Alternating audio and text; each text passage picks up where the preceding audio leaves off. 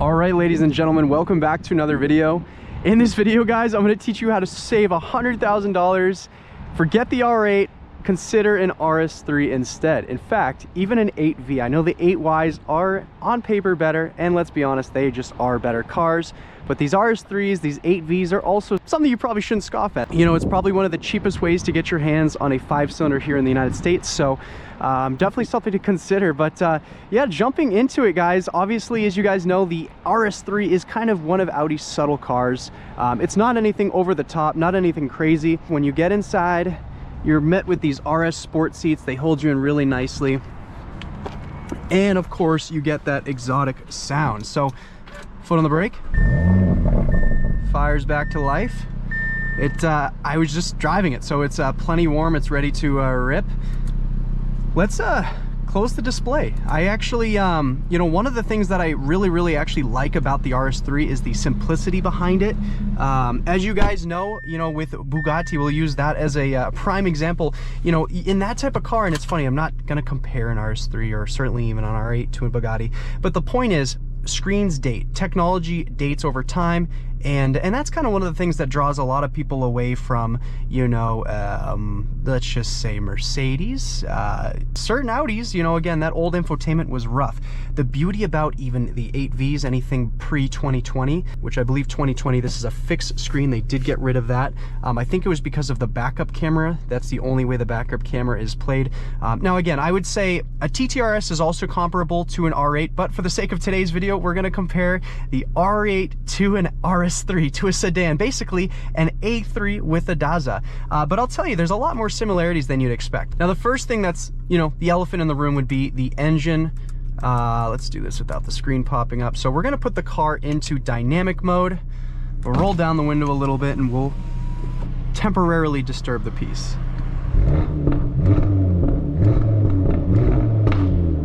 Beautiful, beautiful. An R8 sounds just like that.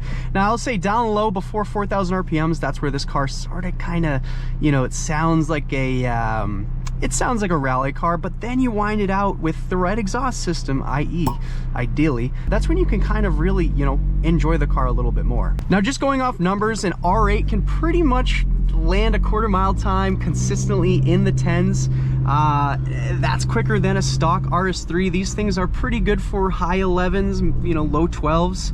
That being said, oh, Prius, you might ruin my draft. Oh, good deal, turning. We like that. The RS3, again, with the right tune, I'm running IE. This car, stage 2, I believe on pump, although I'm pretty sure ethanol would probably get you even closer, can get up to the 10.7 mark. So you're in the 10s in an RS3. How crazy is that? Now, these cars, as a lot of people know, are very capable. For those who don't know, now you know.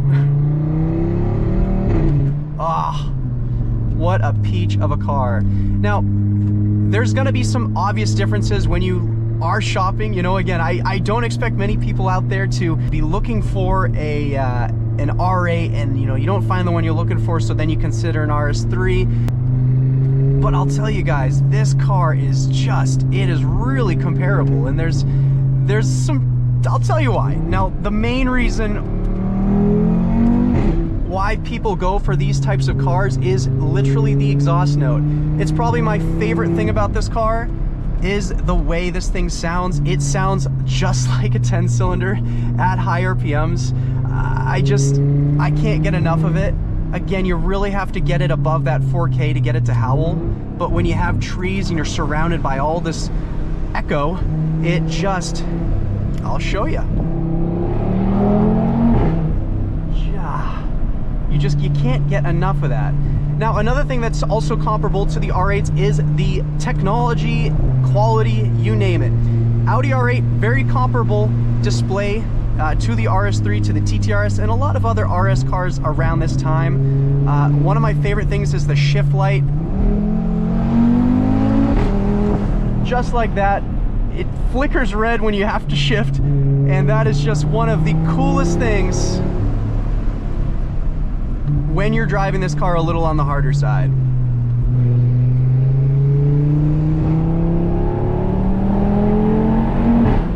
Now, power delivery. I've driven R8s before. I have not driven Gen 2, but I have driven Gen 1 V10 Plus.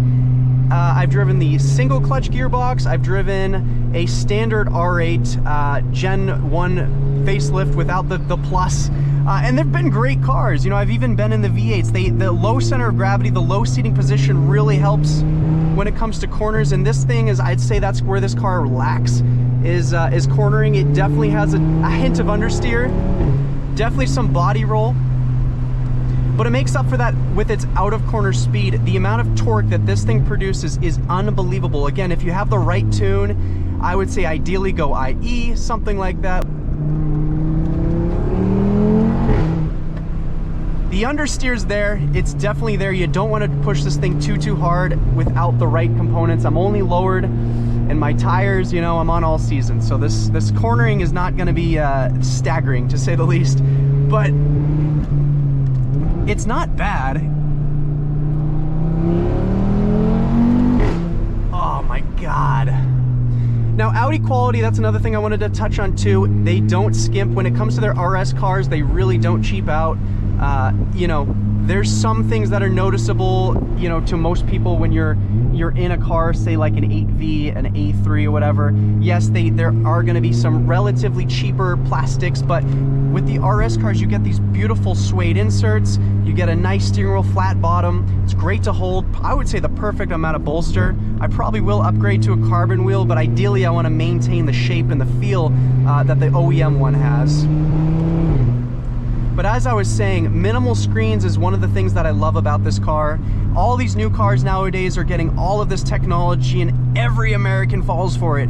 You know, everyone wants the best iPhone. I don't care. I want something that sounds good, it feels good, and this thing ticks all those boxes. So, again, very similar to R8s. There's not a center screen. You are stuck with what's in front of you.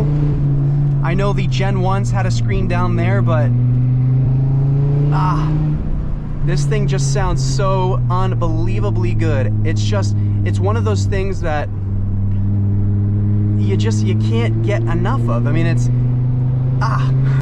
another thing that really stands out from the crowd with great performance, great speed, also comes braking. You really need some good brakes, and this car, even fitted with the steels, is highly impressive. I did upgrade to ECS rotors with EBC red stuff pads, and I have no complaints. I shaved a little bit of weight, and I saved a little bit of money from not going OEM. Another thing too, if you've seen the brakes on this car, they're awesome. It's the perfect size brake. If you're looking for something for high performance, the downside to having such a significantly big brake caliper is the wheel situation. There is a company, New Speed, that makes basically wheels for these cars.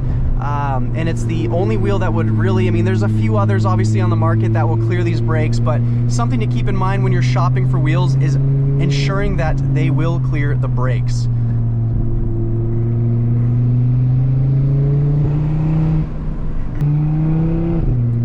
So if you're in the market for an RS3, I would say prices range from $55,000 on the higher side to as low as, I would say, 40 to things that you should consider. I wouldn't pay any less than 40. Maybe that's me as an owner, I'm a little biased, but I probably wouldn't pay it that much. I would probably, you know, I think the sweet spot's kind of mid to high 40s. If you land yourself there, you're probably in good shape. For the R8, you're gonna be pretty high. You know, I would say the sweet spot for those cars, 165K on the higher side, gets you something pretty good, really good actually. And again, we're talking Gen 2s. You could get a Gen 1 facelift, you get that dual clutch. One of the things I want to, you know, make clear is I am kind of making this video based upon the dual clutch R8. The single clutch is just a different kind of car. I know this gearbox kind of acts like a single clutch sometimes because it really does have a bit of a delay, but also sort of an aggression to it, where the dual clutches is just so fast. So there, you know, there's similarities, there's differences, of course, but you know, I do want to focus a lot of my comparison today on, of course, the newer R8s. Oh, beautiful. That's kind of the rally-inspired sound. Again, that's what I'm talking about on the lower end. But yeah, a lot of people watching, you know, they're gonna be like, oh my gosh, he's lost his mind comparing an RS3 and a sedan to a supercar with the engine in the back. And there are a lot of differences, but there's a lot more similarities that you want to know. And I'm gonna tell you, I haven't lost my mind yet, But yeah, I mean, this video is really just to highlight the similarities that these cars have. The R8 is a great car. It's something that that a lot of people aspire for, me myself included. I mean, I love the R8, but I'll tell you right now, it not necessarily being a driver's car. Audi truly had to make a rear-wheel drive R8 to kind of get there. They made the RWS one. Of course, you know, the R8 GT, that is, of course, a rear-wheel drive. And again, this is the newer GT, not the old one. So again, there's a lot of good R8s that you can get. I think the rear-wheel drive ones are the ones to have if you're really looking for a driver's car. But when it comes to the Haldex all-wheel drive versus the R8, you know, they're both just not the most corner-friendly all-wheel drive systems. The R8 is better. It truly is. The torque vectoring and the differential in that car is going to really improve the cornering ability of that car, whereas this car will understeer. So something to kind of keep in mind. I know the 8Ys will get kind of closer. They get closer and closer to the R8s. Oh, it just sounds so good. You know, if you've ever heard these things from the outside, again, with the right exhaust, it's a treat. It really is. All right, it's a clear road. Oh my God, just the unbelievable power and torque of this engine.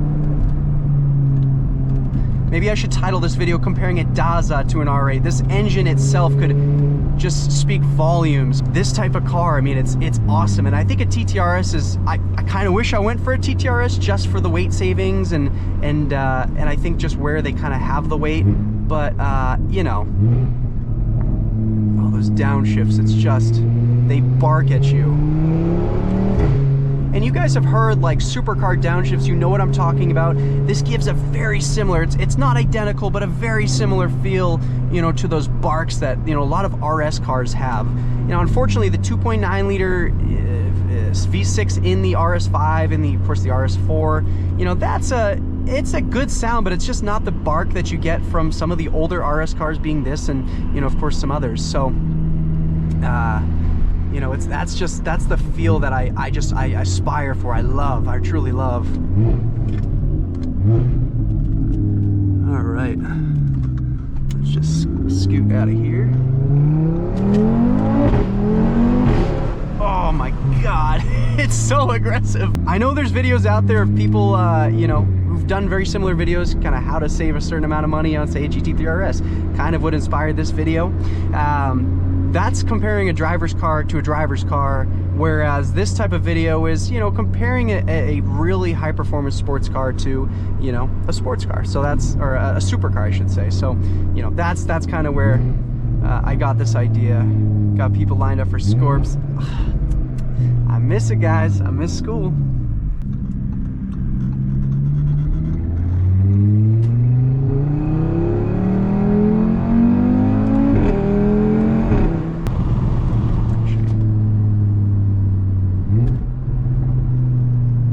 Downshift and off the brake. And a little bit of sputters. Nothing crazy. Alright. What do you guys think? One final rip? You gotta do the windows. I need to go back to Boston. I need to bring the camera back to Boston and film a nice tunnel video for you guys.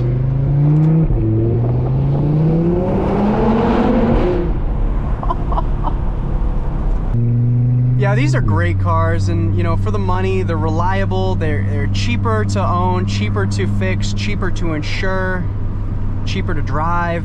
You know, gas mileage is all right, you know. So it's a weird cross shop. You know, if you want an R8, you know, there's probably other options out there, but you know, if you don't care that much and you're looking to save a pretty penny, it's truly a pretty penny, an RS3 is a great option. I think a lot of people kind of scoff at it because it's Audi's cheapest model. It's based off the A3, but of course, when matched with a 5-cylinder, when with the DQ500, the 8Y, you get that funky diff. It's a really sweet package. I think it's something that a lot of people should consider, should not scoff at. Again, this video is really kind of, if anything, it's a little more satire than it is anything else, but I hope the points that I made resonate with some. They're true points. You know, it doesn't handle as good as an R8. It doesn't get the attention like an R8. The seating position's a little high up, so you know, you kind of feel like you're in something semi-ordinary, but still cool. But you know, the elephant in the room is this Daza. It's just a perfect blend of rally sound, rally feel, with like V10 lineage. I don't know how to explain it. It's just a weird package, but it's a pleasant package. So take that for what it's worth. You guys can comment below if you think I've lost my freaking mind. These cars are really good packages, and they sound freaking sweet. So that's it for me. I rambled way too much. I'll leave you guys with that, but thank you again for watching, and I'll catch you guys in the next video. Peace and love.